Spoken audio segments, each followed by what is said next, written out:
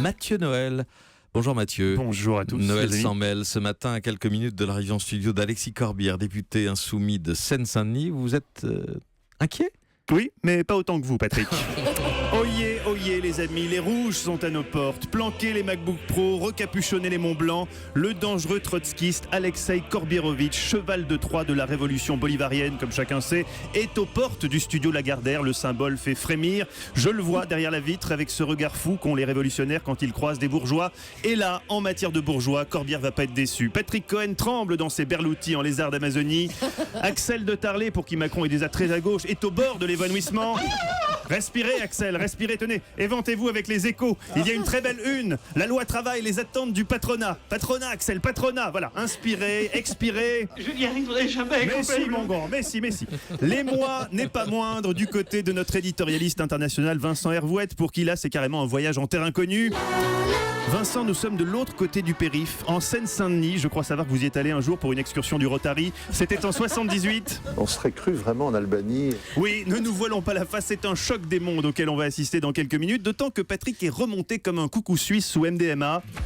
On connaît son passif avec Jean-Luc Mélenchon, or Patoche n'est pas du genre résilient. Son objectif ce matin est clair, comme il me le confie hors antenne.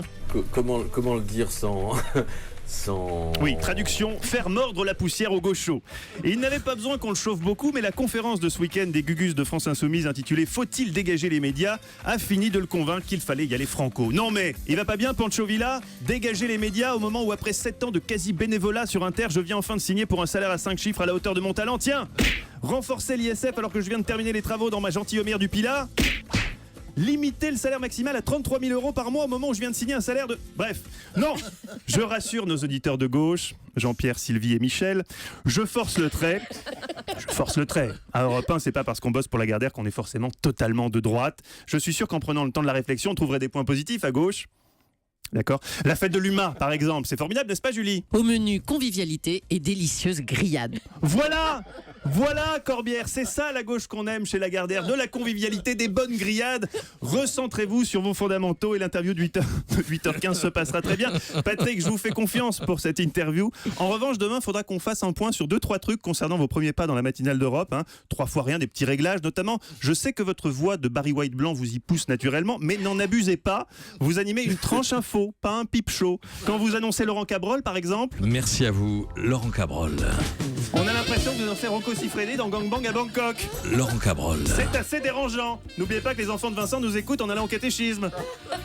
Reprenez-vous. Mathieu Noël, merci, vous m'avez bien facilité la tâche pour l'interview de 8h15, c'est sympathique. C'est mon Mathieu, midi tout à l'heure, votre émission. Oui, tout à l'heure, midi. Effectivement, s'appelle rien ne s'oppose à midi. Avec Guy Carlier et Varroc, notamment. À tout à l'heure.